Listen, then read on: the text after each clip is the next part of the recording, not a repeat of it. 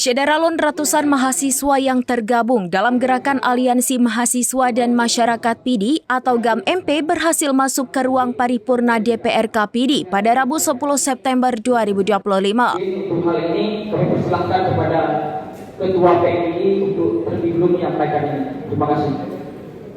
Sebelumnya ratusan mahasiswa dari berbagai kampus di PD tetap bertahan di halaman gedung DPRK PD. Namun sekitar pukul 13.30 waktu Indonesia bagian Barat, masa dibolehkan masuk ke ruang paripurna DPRK PD. Di ruang tersebut pendemo disambut Ketua DPRK PD Anwar Sastra Putra. Selain itu, Bupati PD Sarjani Abdullah, Wakil Bupati PD Al-Zaizi, Kapolres PD AKBP Jaka Mulyana SIK, dan Dim 0102 PD Letkol Infantri Adi Irsan Emhan, dan Sekda PD Samsul Azhar.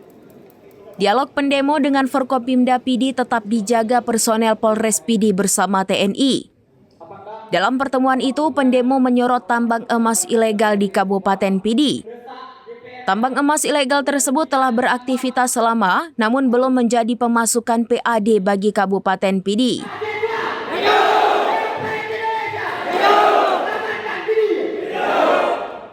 Mahasiswa meminta kepada Ketua DPRK PD membuat regulasi agar tambang emas itu bisa dikelola sehingga bisa menjadi pemasukan PAD bagi Kabupaten PD.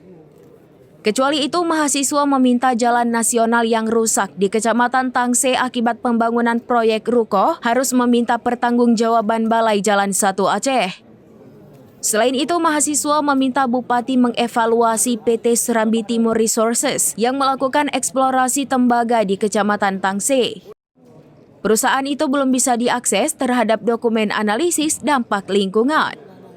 Pendemo juga meminta Ketua DPRK PD untuk mengundurkan diri jika tidak mampu menjalankan tuntutan mahasiswa.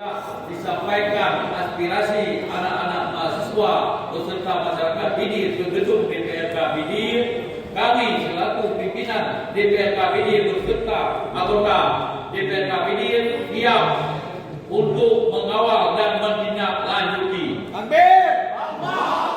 Masa juga meminta kepada Ketua DPRK PD dan Bupati PD untuk menandatangani petisi berisi 6 tuntutan Gerakan Aliansi Mahasiswa dan Masyarakat PD. Sehingga Ketua DPRK PD dan Bupati PD menandatangani petisi yang telah dibubuh materai 10.000. Setelah proses tanda tangan selesai, Ketua DPRK PD membacakan isi petisi tersebut. Usai pembacaan petisi berisi 6 tuntutan, lalu mahasiswa membubarkan diri dengan keluar dari gedung DPRK PD.